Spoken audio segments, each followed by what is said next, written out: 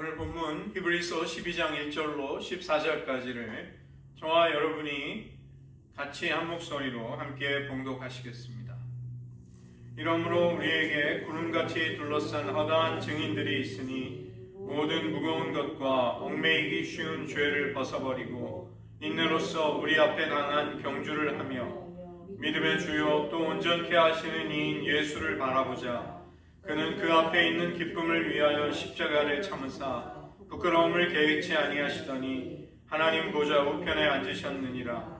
너희가 피곤하여 낙심하지 않기 위하여 죄인들이 이같이 자기에게 거역한 일을 참으신 일을 생각하라.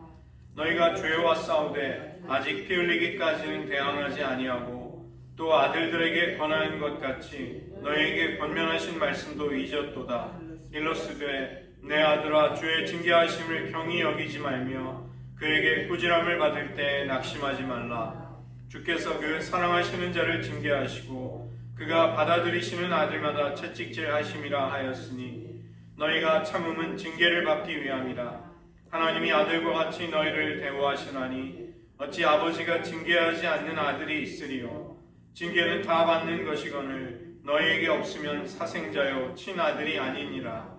또 우리 육신의 아버지가 우리를 징계하여도 공경하였거든 하물며 모든 영의 아버지께 더욱 복종하며 살려 하지 않겠느냐.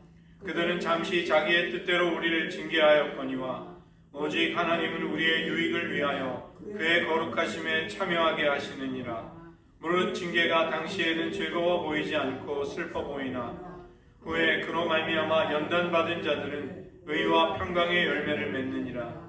그러므로 피곤한 손과 연약한 무릎을 일으켜 세우고 너희 발을 위하여 곧은 길을 만들어 저는 다리로 하여금 어그러지지 않고 고침을 받게 하라. 모든 사람과 더불어 화평함과 거룩함을 따르라. 이것이 없이는 아무도 주를 보지 못하리라. 아멘. 저희들 함께 기도하겠습니다. 하나님, 우리들 인내로서 우리 앞에 당한 믿음의 경주를 부탁하시는 또 격려하시는 촉구하시는 하나님 앞에 어떻게 그 믿음의 싸움을 잘 감당해야 할지 저희에게 깨달음을 주시고 믿고 깨달은 바 그대로 주님께 온전히 순종함으로써 그 말씀에 그 신앙의 참된 능력을 생생한 실제를 경험할 수 있는 저희 모두가 되게 하여 주시옵소서. 예수님의 이름으로 기도드립니다. 아멘. 캘리포니아의 헐리우드에 가게 되면 명예의 거리라는 곳이 있죠. 저는 가보지는 못했는데 아마 가보신 분도 계실 것 같습니다. 거기 그 명예의 거리를 Walk of Fame이라고 하는데 그 영화의 역사 속에 혁혁한 공로를 남긴 사람들, 그러한 사람들의 그 핸드프린트, 사인 같은 것이 거기 조각이 되어 있다고 합니다. 이제 거기에 이름이 올라간 한 배우가 한 이야기입니다. 사람들은 나의 이름을 헐리우드 길에 있는 별표 위에 새겨놓겠지만 결국은 그 위에 개똥이 쌓이는 것을 보게 될 것일세. 그것이 인생의 전부라네. 이게 이제 만약에 우리가 이 땅의 시민으로만, 이 땅의 사람으로만 살아간다고 하면 굉장히 냉소적이고 비관적인 이 배우의 고백이 지극히 맞는 말이 되는 것이죠. 아무리 뛰어난 명성을 가진 사람도, 뛰어난 업적도 시간 속에서 누구도 그를 기억하지 못하게 될 것입니다. 그러나 그리스도께서 계시기에 우리에게 삶의 의미는 달라지는 것입니다. 예수님이 없다면 이 땅에 금은 보화가 거름더미, 먼지와 다를 바가 없게 되고, 그러나 예수님이 함께 한다면 아무리 보잘것없어 보이는 것도 정금보다 귀한 존재로 바뀔 수 있는 것입니다. 중세에는 이 연금술이라는 것이 있어서 이제 평범한 재료를 돌을 가지고 이제 금을 만들려는 허황된 꿈을 꾸었죠. 그들에게는 그 어떠한 것도 금으로 변화시키는 철학자의 돌, 그것을 찾아내는 것이 간절한 소원이었습니다. 그러나 우리는 그 돌을 가지고 있습니다. 그 돌의 이름은 바로 신령한 반석, 예수님이신 것이죠. 예수님과 함께 할 때 우리들의 가난조차 부요함이 됩니다. 우리의 고통은 기쁨의 원천이 될 수 있고, 우리가 멸시받고 모욕을 당하는 것도 주님과 함께라면 그것이 영광으로 바뀔 수 있다는 것입니다. 만약에 우리가 예수님께 삶을 헌신했다고 할 때 우리는 옛 삶으로 다시 돌아가서는 안 되겠습니다.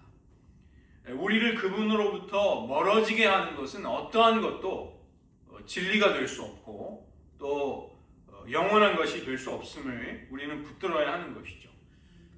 분명히 이것이 진리라는 것을 우리는 아는데 이 믿음의 긴 여정을 살아가다 보면 중간에 이 믿음의 경주를 자포자기하거나 낙심하는 사람들이 생기게 됩니다. 처음에 시작을 잘했지만 끝이 초라하게 끝나는 사람도 있는 것입니다. 우리가 작은 것에 처음에는 타협하는 것처럼 보여도 자칫하면 그 자그마한 타협이 우리를 믿음의 길에서 정말 크게 넘어지거나 무너지도록 할 수도 있는 것입니다. 사도 바울이 내가 선한 싸움을 싸우고 달려갈 길을 마치고 믿음을 지켰다. 이 놀라운 고백을 이제 하고 있는 것이죠. 저희들도 그 고백을 바울처럼 우리도 하면서 우리의 생애가 끝나게 된다면 그건 우리의 인생이 굉장히 성공적으로 잘 살았다는 것이 될 것입니다. 그래서 인내로서 자신 앞에 있는 믿음의 경주를 잘 감당한 사람들, 여러 가지 특성이 있겠지만 전부는 아니겠죠. 그러나 분명히 보이는 뚜렷한 특성을 7가지의 키워드로 이제 꼽아본 것입니다. 그것에 대해서 하나하나 조금 살펴보기를 원합니다. 이런 핵심들의 특징은 뭐냐면 우리의 내면에서 시작이 돼서 그것이 우리의 외부를 향해 실천을 향해 나아간다는 특징이 있습니다. 외부의 것을 통해 우리의 내면이 만들어진다기보다 우리의 내면에서 형성되어 가는 것들이 우리의 삶의 실천과 행동과 선택 이러한 것들로 이제 확장되어 가는 것이죠. 처음에 2가지는 하나님과의 관계 속에 놓여 있는 것이고 친밀감과 영적인 훈련, 그 다음에 이어지는 3가지는 우리의 사고, 우리의 경향성, 우리가 어느 쪽으로 생각을 하고 선택을 하고 우리의 삶의 인생의 선호가 어느 쪽으로 흐르는가, 우리가 무엇을 갈망하는가, 또 무엇을 싫어하는가, 이런 문제들이죠. 맨 마지막에 2가지는 우리가 다른 사람들과의 어떠한 관계 속에서 살아가는가, 이런 부분이 있는 것입니다. 오늘 12장 1절 인내로서 우리 앞에 당한 경주를 경주하라고 권면하는데 2절을 보시면 믿음의 주여 온전케 하시는 이인 예수님을 바라보라는 말로 이어지고 있는 것입니다. 인내로서 경주를 잘 마치기를 원할 때 우리는 주변의 환경, 내가 처한 여건, 나와 함께 뛰는 경쟁자들을 볼 것이 아니라 예수님을 바라보아야 한다. 이것을 히브리서 기자가 이야기하는 것입니다. 예수님이 누가복음 14장 26절에서 굉장히 강한 말씀을 하십니다. 무릇 내게 오는 자가 자기 부모와 처자와 형제와 자매와 및 자기 목숨까지 미워하지 아니하면 능히 내 제자가 되지 못한다. 이게 히브리식 어법을 쓰신 것입니다. 미워한다는 것은 이제 사랑의 우선순위에 있어서 그것을 가장 사랑하는 것에 두지 않는 것을 말하는 것이죠.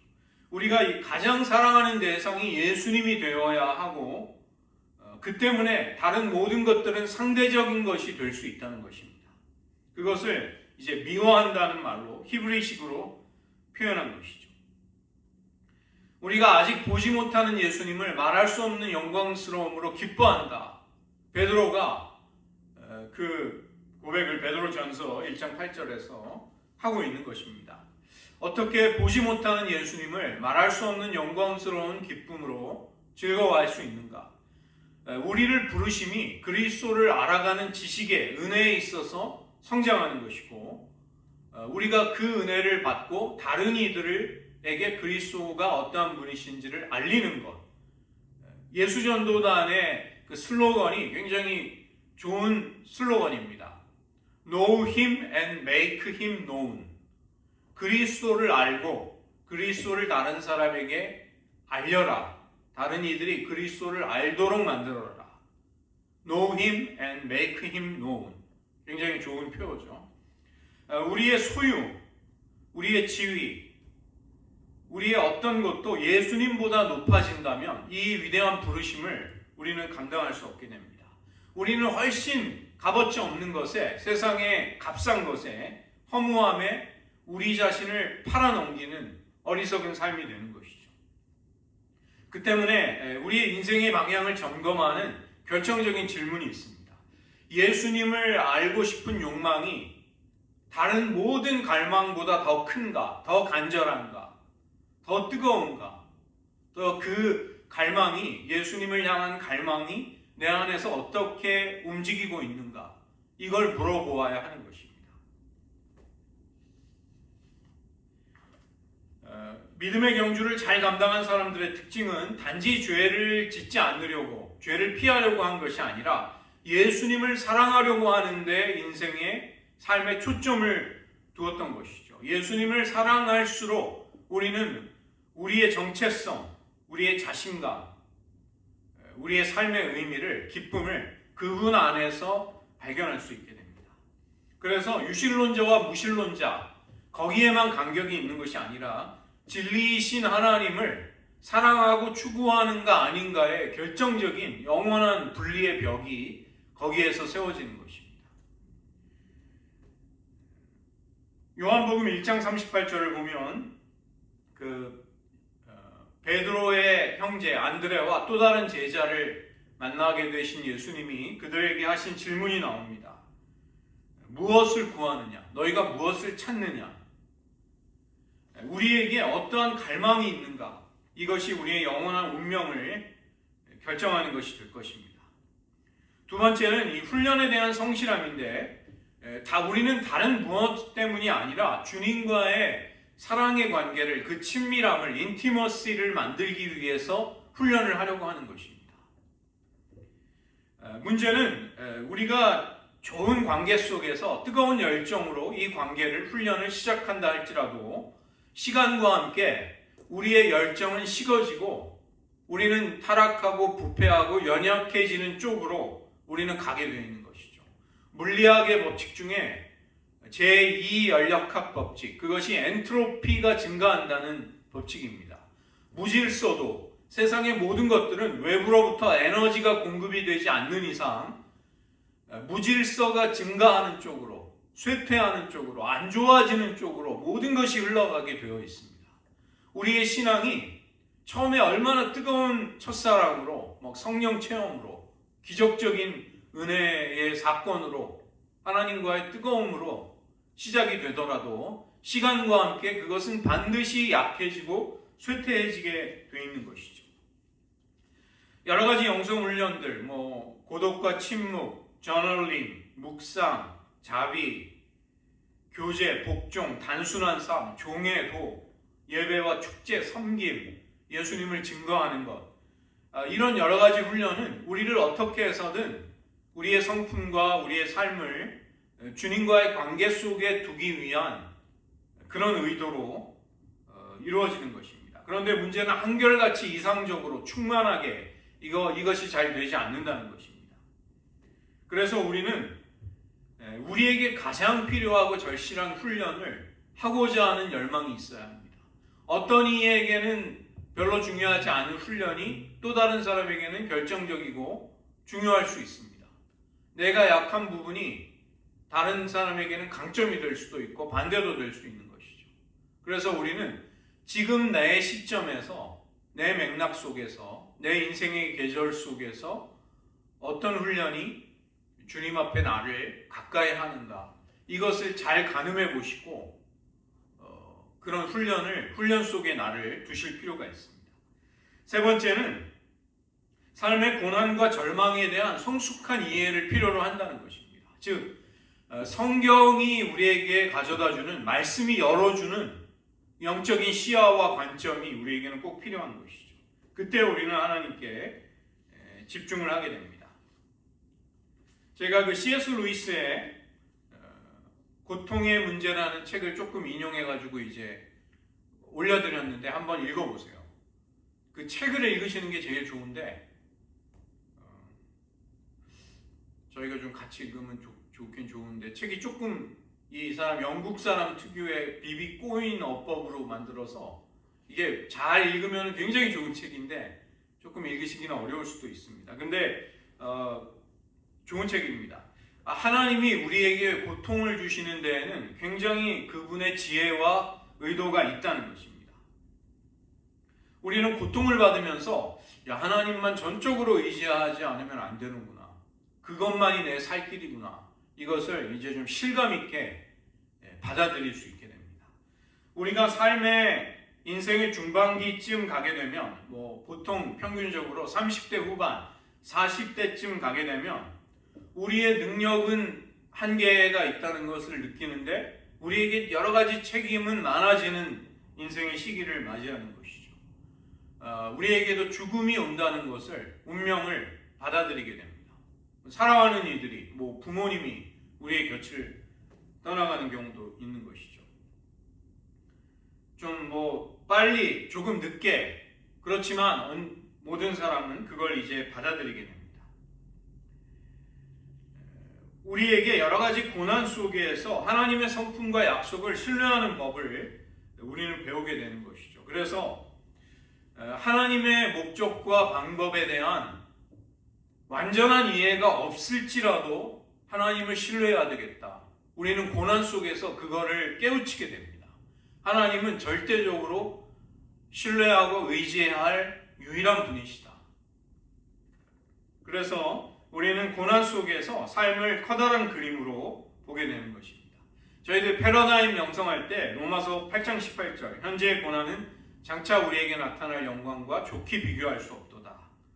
이 말씀을, 이 관점을 개발하기 위해서 우리는 매일매일 우리에게 닥치는 현재라는 순간순간을 영원의 관점에서, 믿음의 관점에서 이제 보는 법을 개발해야 한다고 그런 말씀을 나눴습니다. 우리의 여건이나 조건과 상황으로 하나님의 성품을 보는 대신에 하나님의 성품 속에서 우리의 처지와 우리의 현재를 볼 수 있는 눈, 안목, 관점, 가치관, 이걸 기르는 것이죠.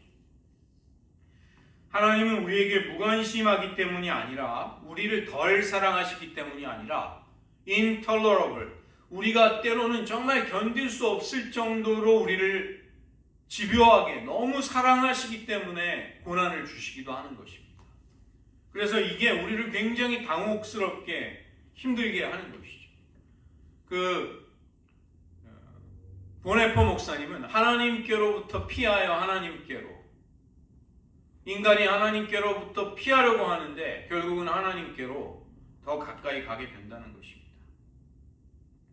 하나님이 우리의 삶에 고통을 허락하시는 것은 우리를 덜 사랑하기 때문이 아니라 오히려 우리가 원하는 것보다 하나님 좀 요 정도 좀 제 삶도 좀 평안하게 해주시고 다 두루두루 축복받게 해주시고 좀 어려운 일도 좀 없고 매일매일 평안하게 좀 이렇게 좀 요 정도 삶이 유지되면서 주님 요게 딱 좋습니다. 요 정도로만 저를 사랑해 주시면 좋겠습니다. 근데 하나님은 intolerable, 우리가 감당할 수 없이 우리를 사랑하시면서 막 고난도 주시고 막 이해할 수 없는 일들에 인생의 소용돌이 속에 우리를 마치 내에 던지시는 것처럼 보이는 것이죠.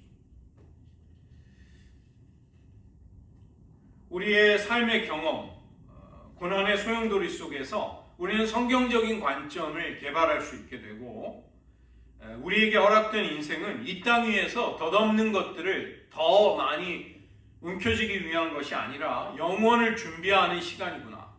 그 씨앗을, 영원을 위한 씨앗을 뿌릴 수 있는 결정적인 시간으로서 허락되었구나. 이것을 알게 되는 것입니다.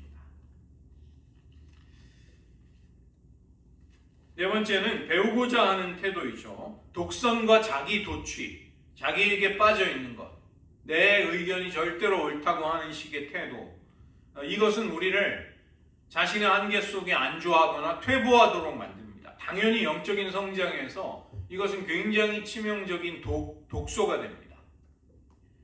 우리가 어린 시절에는 어리석음과 집중력의 부족으로 인해서 문제가 있었습니다. 인생의 중반기에는 수많은 삶의 구조와 문제 속에 얽혀서 우리는 굉장히 지혜롭고 결정적인 선택을 하지 못하거나 그것을 늦추게 된다거나 이런 오류에 빠지는 것이죠. 우리의 인생의 믿음의 여정의 말년에 이르러서도 우리는 배움 앞에 어떤 태도를 취하는가 이런 문제를 직면하게 됩니다. 어린아이와 같은 경이로움을 여전히 유지할 수 있는가? 하나님의 신비와 우리가 다 헤아릴 수 없는 하나님의 광대한 그분의 섭리에 대해서 우리는 두려움과 기대하는 마음을 가지고 배우려고 하는가? 아니면 강팍하고 완고함으로 모든 것들을 내가 옳다는 식으로, 내가 알고 있는 것이 다라는 식으로 살아가려고 하는가? 여호와의 집에 심겨진 나무는 늙어서도 결실하고 진액이 풍족하고 빛이 청청하게 된다. 이게 분명히 노년에도, 인생의 노년 속에서도 굉장히 생산적인 삶이 가능할 수 있는 것은 우리가 마음을 활짝 열고 하나님의 진리들을 내가 지금도 정말 호기심을 가지고 배우려고 하는가. 경영학의 아버지라고 불리는 피터 드러커라는 학자가 있는데 돌아가셨습니다. 90세인가 91세에 돌아가셨는데 죽기 1년 전까지 책을 냈어요. 이 사람은 굉장히 생산적인 삶을 산 것입니다. 우리도 그렇게 살기 위해서는 겸손하게 배우고자 하는 하나님의 신비와 하나님의 그 아름다운 섭리들을 발견하고자 하는 어린아이와 같은 호기심, 이것이 필요한 것이죠. 겸손의 핵심은 하나님을 신뢰하는 것입니다. 만물이 주에게서 나오고 주께로 말미암다가 주님에게로 돌아간다는 로마서 11장 36절을 배우고자 하는 마음. 그래서 우리가 죄 가운데 겸손해지는 것보다 하나님의 은혜를 경험할 때 우리는 진정으로 겸손해지게 됩니다. 나를 주목하는 것보다 은혜 가운데서 하나님을 바라보고 주목하면서 우리는 더 겸손해지게 되는 것이죠.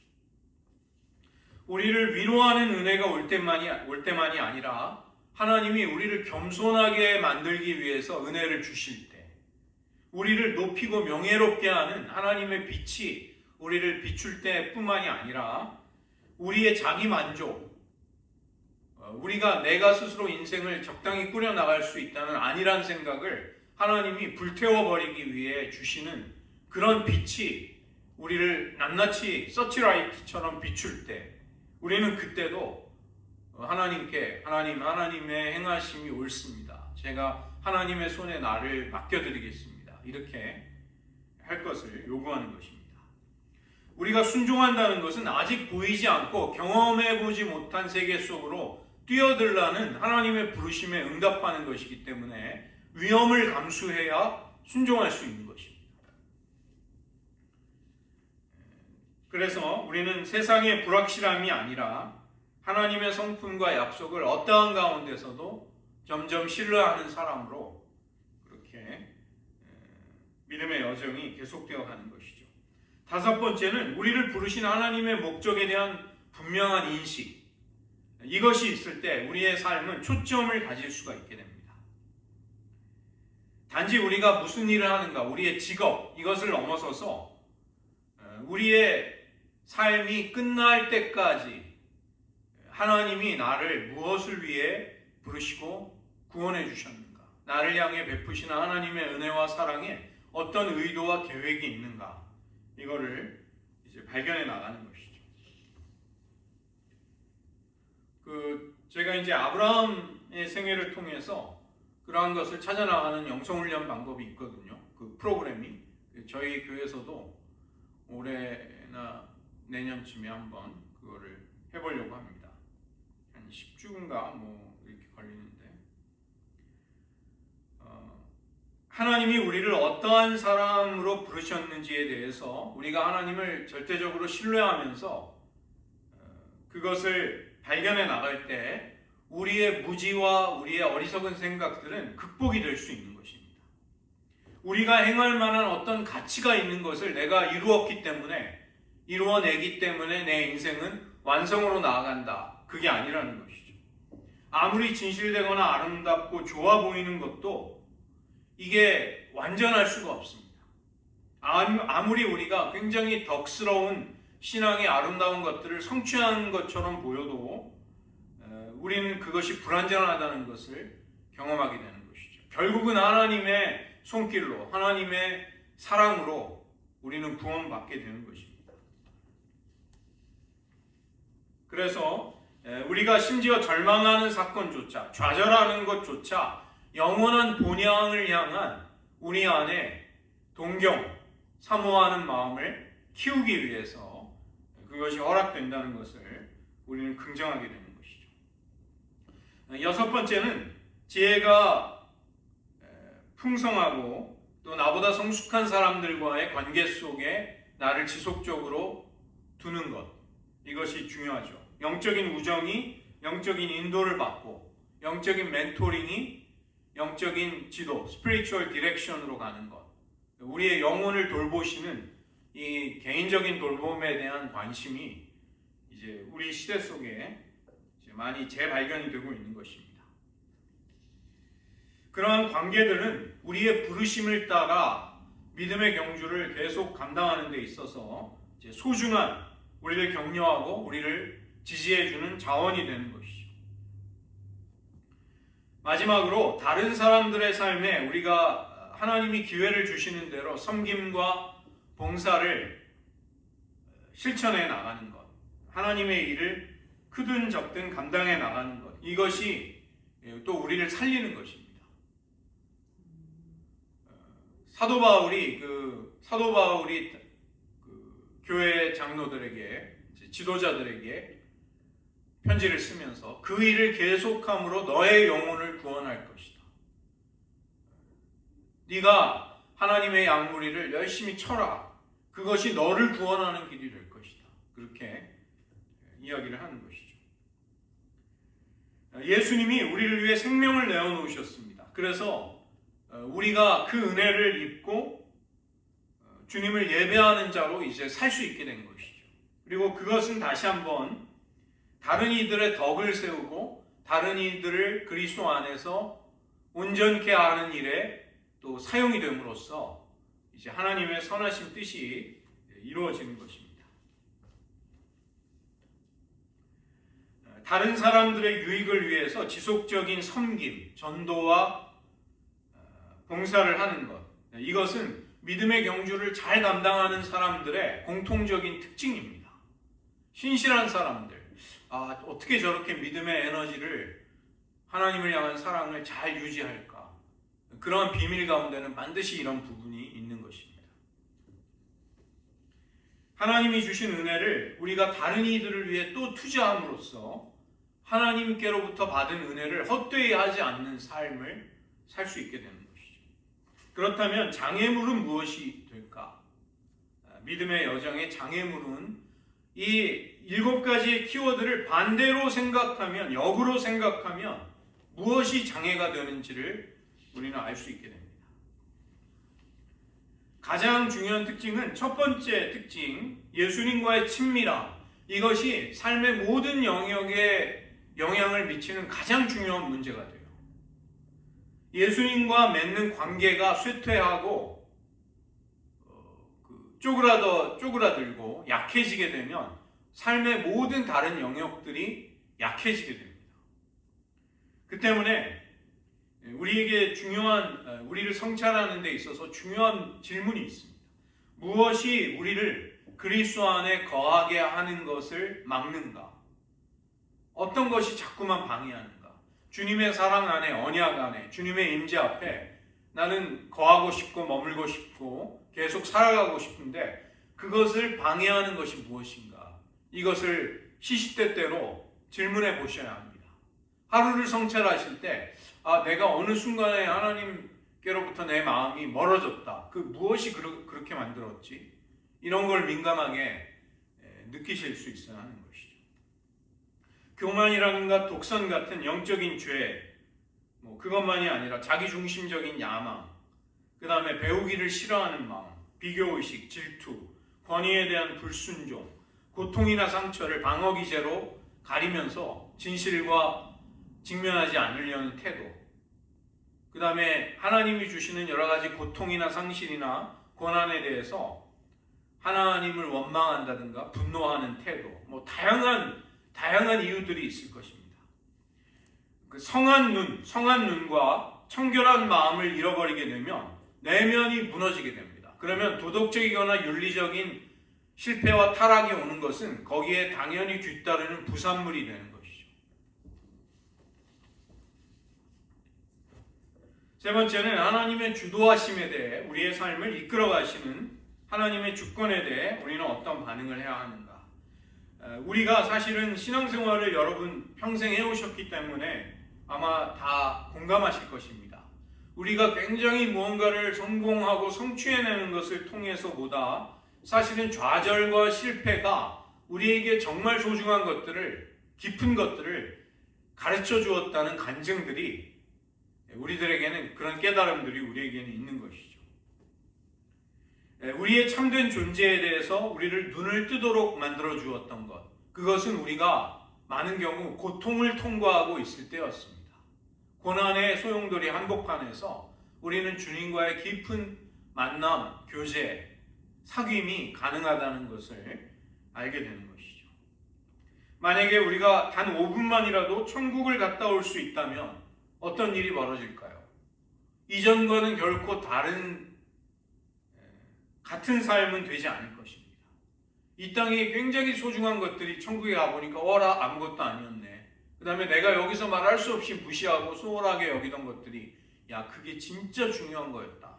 이거를 알게 되겠죠.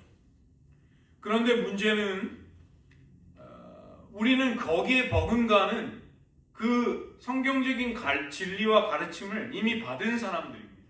그런데도 왜 이 땅의 것이 이렇게 좋은가? 죄가 가져다주는 그 하찮은 즐거움, 정결하지 않은 것들에 우리의 마음은 왜 끌리는가? 천국이 우리에게는 정말 생생한 실제가 되지 못하는 것이 아닌가? 우리는 영원한 것을 쫓을 것인가? 아니면 이 땅의 한시적인 것을 따를 것인가? 순종과 불순종의 갈림길에 있는 것입니다. 만약에 예수님을 믿게 될 때 인생의 모든 문제가 사라져버리는 그런 세상이라면 우리의 기도는 마술적인 주문 같은 것이 되어버릴 것입니다. 우리는 인내와 섬김과 사랑 같은, 경건과 절제와 같은 덕을 개발하려고 하지 않을 것입니다.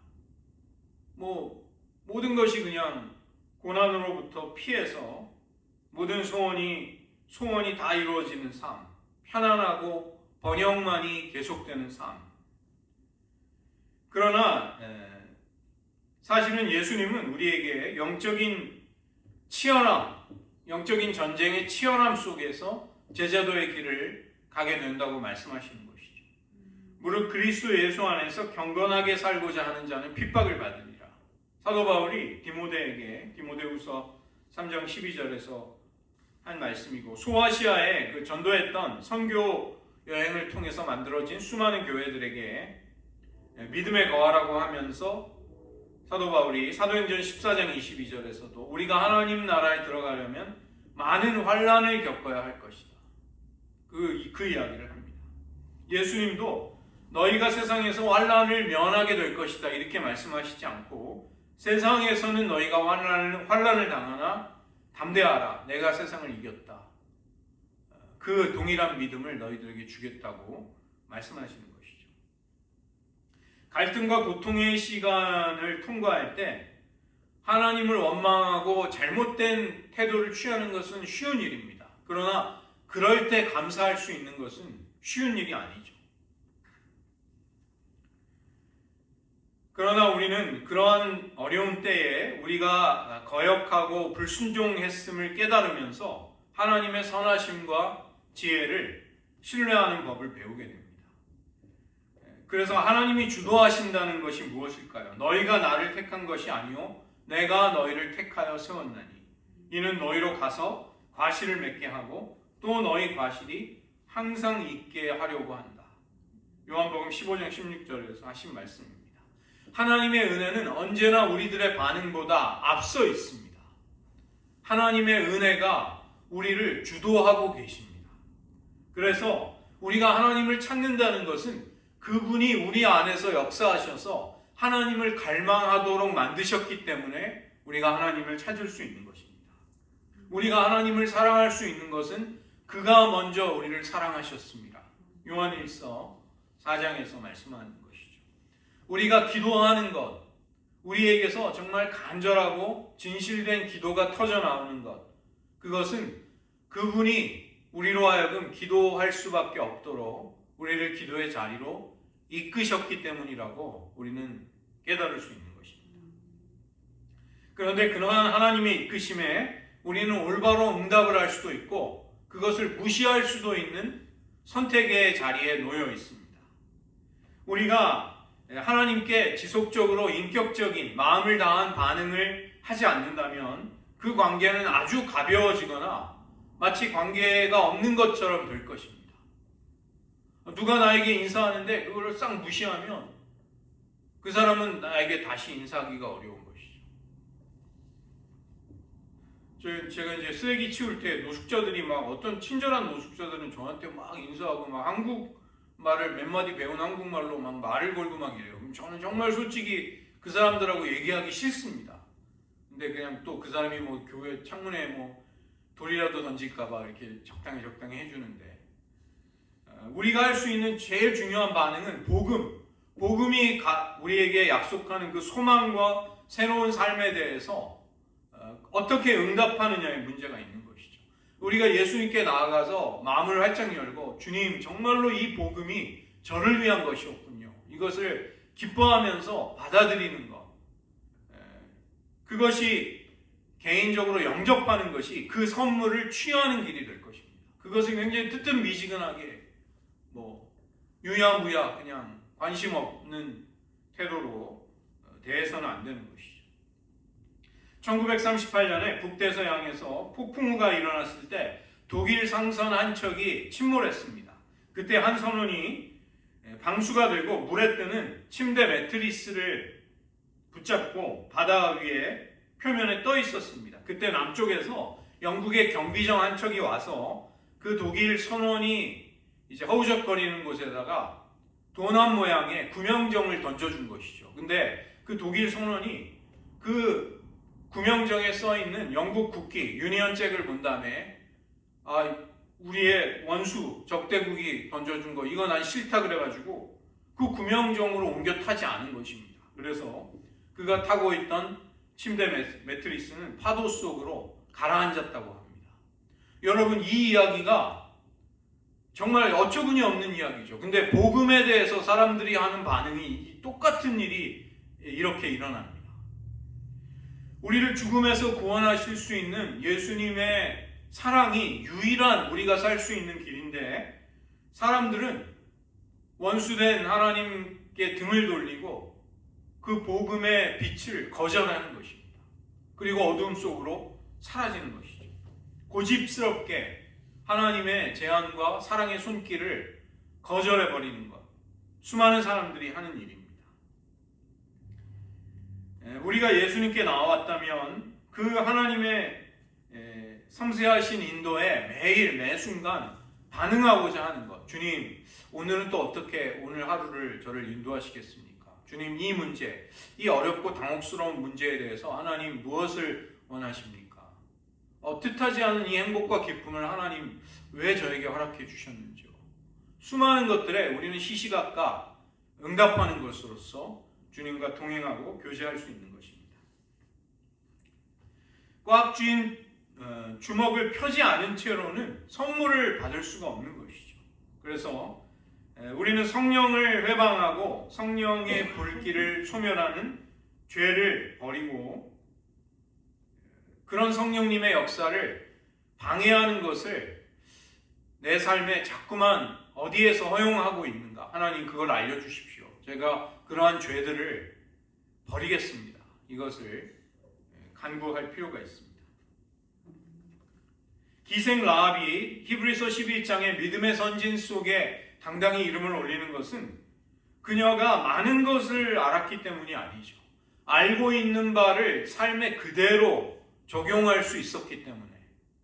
반면에 바리새인들 엄청나게 많은 성경적인 지식이 있었습니다.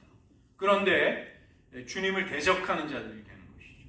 동방 박사들은 메시아에 대한 지식이 없지만 별의 인도를 따라 이제 태어나신 아기 예수님을 경배하기 위해 그 먼 길을 마다하지 않고 찾아옵니다. 그런데 예루살렘의 궁정에 있던 서기관들, 그들은 메시아가 베들레헴에서 태어날 것이라는 구약의 예언을 정확하게 해석하고서도 동방박사들과 동행하지 않습니다. 예루살렘에서 베들레헴까지 10여 킬로밖에 되지 않습니다. 10여 킬로미터. 충분히 동행할 수 있는 거리입니다. 하나님이 우리의 삶에 그 진리를 따라 살라고 알려주신 것들, 우리가 이것에 믿음과 사랑으로 순종할 수만 있다면, 응답할 수만 있다면 우리는 믿음의 여정을 가게 될 것입니다. 마지막으로 하나님이 우리를 향해 가지신 목적에 뒤따르는 비전을 잘 개발할 필요가 있는 것이죠. 여러분, 무엇을 두려워하십니까? 우리의 삶이 끝나는 것을 두려워하지 말고 그 대신에 결코 앞으로도 또 다른 시작은 없을 것이라는 사실을 두려워하라. 이런 말이 있습니다. 우리는 이미 시작된 삶을 살고 있습니다. 또 다른 별개의 시작이 주어지지는 않습니다. 그러나 많은 사람들은 생각과 질문을 하지 않은 채로 살아가는 것이죠. 하나님이 우리에게 주신 독특한 목적과 청사진, 우리들 개개인에게 주신 실현되기를 원하는 아름다운 하나님의 그림들이 있습니다. 그런데 우리는 그런 것에 굉장히 무감각한 채로 관심이 없이 그냥 흘러가듯이 살아가는 것이죠. 현대인들은 인생의 의미를 단지 모르는 것이 아니라 그 인생의 의미가 가져다주는 기쁨과 놀라운 희열, 그 자극에 대해서 점점 무지해져 가고 있는 것입니다. 이 땅 위에 수많은 사람들이 살고 있는데 우리가 인생이라는 항해를 많은 경우 보통 수명을 가진 사람이 적어도 수십 년을 해야 되잖아요. 그런데 수십 년을 어떤 여정을 가야 되는데 그걸 생각 없이 간다고 생각할 때 참 이상한데 그러한 일이 많은 사람들의 생애 속에 일어나고 있다는 것입니다. 귀중한 것을 투자하지만 너무나 하찮은 것을 얻고자 애를 쓰는 것이죠. 헛된 것을 찾기 위한 여행을 하면서 나는 정말 의미 있고 좋은 것을 하고 있다. 이런 착각 속에 머무르기도 하는 것입니다. 목적지 증후군이라는 것이 있는데 막상 목적지에 도달해 보면 내가 추구하던 것들은 산산이 부서져 있고 망가져 있다는 것을 발견한다는 것입니다. 미국의 문호 존 스타인백이 쓴 에덴의 동쪽이라는 그 문학 작품이 있는데 그 맨 마지막 장면이 일생을 자신의 삶을 투자했던 인물의 허탄한 삶에 대해서 짧은 문장이 있습니다. 그는 쉬지 않고 여가도 없었고 그리고 기쁨이 없는 부자가 되었고 친구가 없는 존경을 받았다. 이것이 그의 마지막 생애에 대한 묘사인 것이죠.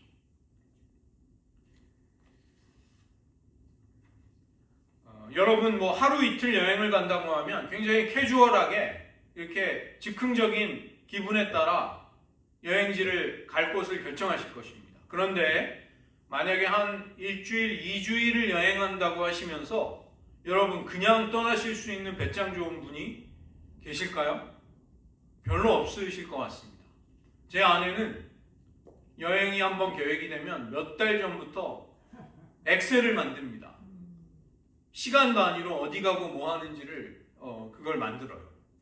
저는 그렇게까지는 안 하지만 저에게도 만약에 2주 동안 여행을 하라고 하면 당연히 계획을 할 것입니다.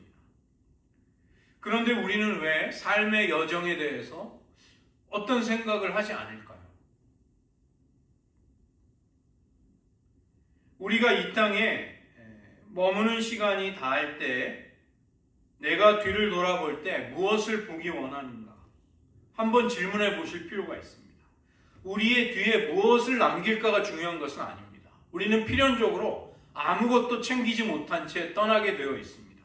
문제는 우리가 이 땅에서 보낸 시간이 우리의 다음 영원한 생애 속에서 어떠한 의미를 가질 것인가? 우리가 다시 이제 두 번째로 들어가게 될 영원한 삶에 지금 이 땅에서의 삶이 무엇을 보낼 것인가? 이게 결정적인 질문이 되는 것이죠.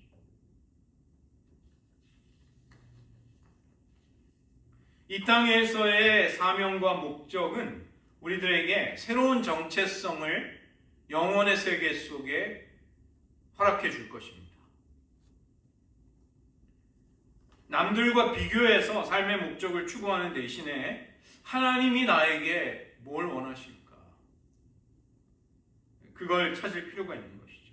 만물의 창조 속에 하나님의 목적이 깃들어 있습니다. 하나님은 그냥 모든 것을 지으시지 않으셨습니다. 하나님의 영광을 나타내기 위해 지으신 것이죠. 그 다음에 우리들에게도 분명히 하나님의 구속의 목적이 있습니다. 하나님을 아는 것, 영적인 성장, 거기에서만 그치지 않고 영적인 재생산, 다른 이들에게도 하나님을 알릴 수 있도록 또 우리를 그렇게 아름다운 존재로 만드시는 것이죠. 영생은 곧 유일하신 참 하나님과 그의 보내신 자 예수 그리스도를 아는 것입니다. 예수님의 대제사장의 기도, 요한복음 17장 3절에 나옵니다. 하나님을 경험적으로 깊이 관계와 교제 속에서 동행하는 가운데 알아가는 것, 그리고 그것을 통해 다른 이들에게도 그 살아계신 예수님이 어떠한 분인지를 알려주고 체험시켜 줄 수 있도록 하는 것, 예수님께 대한 관심을 다른 이들도 가질 수 있도록 하는 것, 그런 것이죠. 예레미야 선지자의 9장 23절 24절의 말씀, 우리가 자주 묵상해야 될 말씀입니다. 지혜로운 자는 그 지혜를 자랑하지 말고, 용사는 용맹을 자랑하지 말고, 부자는 부함을 자랑하지 말고, 자랑하는 자는 이것으로 자랑할지니 곧 명철하여 나를 아는 것과 나 여호와는 인애와 공평과 정직을 땅에 행하는 자인 줄 깨닫는 것이라. 나는 이 일을 기뻐하노라. 하나님이 어떠한 분인지를 알기를 하나님은 무엇보다 원하시는 것이죠. 문제는 그렇게 하나님을 알아간다는 것이 우리의 힘으로는 불가능합니다. 그래서 그러한 부분의 철저한 연약함과 무능함을 고백하는 것으로서, 인정하는 것으로부터 하나님의 은혜가 시작이 되는 것이죠. 그 다음에 우리의 영적인 성장은 우리가 훈련에 뛰어들고 우리가 갈망하는 것에 따라 우리의 신앙은 만들어지는 것입니다. 거저 만들어지는 것이 아니죠. 우리가 하나님을 사랑하고자 하는 갈망 속에, 어떠한 훈련 속에 주님과 함께 시간을 보내는가가 우리를 어떠한 존재로 만들어가게 됩니다. 그 다음에 이 하나님과 함께하는 친밀감이라는 것은 주님의 성품을 닮아가게 하는 데 있어서 결정적입니다. 하나님과 사랑의 관계를 나누면서 우리는 주님을 닮아갈 수 있게 되는 것이고, 그 때문에 하나님이 기뻐하시는 것이 그것이 나에게도 기쁨과 소원이 되게 해달라는 것이 제일 중요한 우리의 간구가 되어야 하는 것이죠. 나는 굉장히 중요하게 무언가를 굉장히 중요하게 여기고 추구했는데 그게 하나님 앞에서 영혼의 관점에서 아무것도 아니라고 할 때 그것같이 허탈한 것은 없을 것입니다. 그래서 하나님이 귀중하게 여기고 기뻐하시는 것에 우리의 얼마 남지 않은 한정적인 인생의 남은 자원들을 거기에 투자할 수 있다면 우리는 굉장히 보람되게 종말을 맞이할 수 있을 것입니다. 요즘 SK 하이닉스 이런 데 투자한 그게 별로 유명한 회사가 아니었거든요, 예전에. 그래서 그거 주식 가진 사람들 대박 났습니다. 그때는 아무것도 아닌 것처럼 보였는데 그게 요즘 굉장한 우량주가 된 것이죠. 주님, 제가 어떤 사람이 되기를 원하십니까? 이것은 영적인 성장과 관련된 질문이고, 주님, 제가 무엇을 하기를 원하십니까? 이것은 성장한 우리가 하나님의 목적과 뜻을 감당하는 것을 여쭤보는 질문이 되는 것이죠. 그래서 문제는 우리에게 주신 독특한 그 고유한 색깔, 아름다운 색깔, 독특한 고유성, 우리에게 주신 우리만의 비전, 이거를 찾아내고 발견하는 것이, 개발해가는 것이 중요합니다. 나는 거창하게 대단한 사람이 아닌데 뭘 그런 걸 하냐, 내 인생이 이제 얼마나 남았다고 그런 걸 하냐, 그렇게 생각하지 마시고 주님 앞에 부르심을 받는 그날까지 하나님이 나를 선한 목적과 계획 속에 부르셨고, 그 고유한 나를 향한 비전을 발견하고 순종해 나가고 이루어가는 것이 하나님께 기쁨이 되고, 그러한 삶을 추구하게 되면 그런 인생을 사는 것 자체가 큰 기쁨이 됩니다. 왜냐하면 진정한 나됨을 경험하는 인생의 여정이 되기 때문에.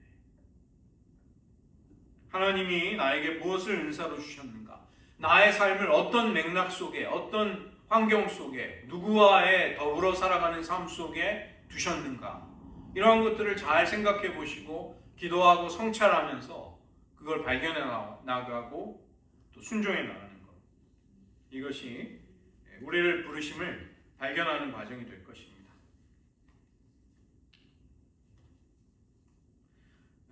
기도와 말씀, 그리고 성찰, 자기 자신의 생애를 성찰해 보는 시간들 속에서 단번에 하라는 것이 아닙니다. 천천히 주의 깊게 그것을 발견해 나가는 것도, 찾아 나가는 것도 큰 기쁨입니다.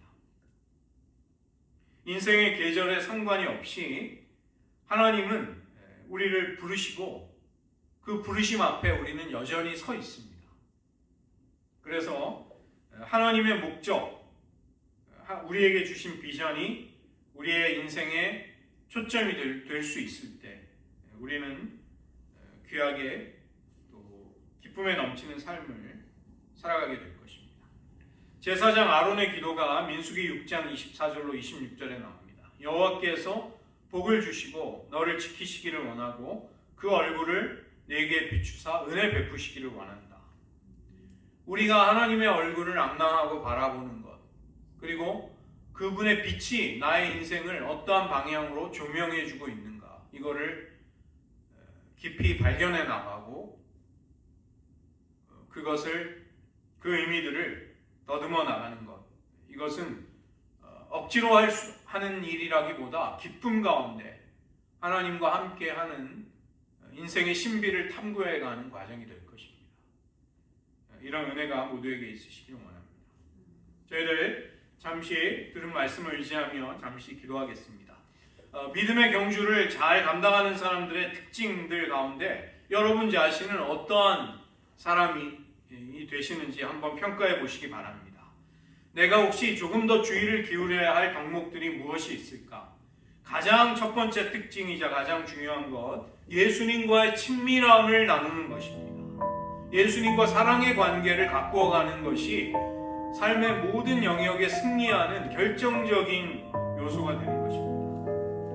그런 하나님 앞에 나아가는 시간, 그분의 사랑 안에 머무는 시간이 여러분 하루 중 얼마나 있으신지요? 정기적으로 그런 시간을 만드시고 살아가고 계시는지요?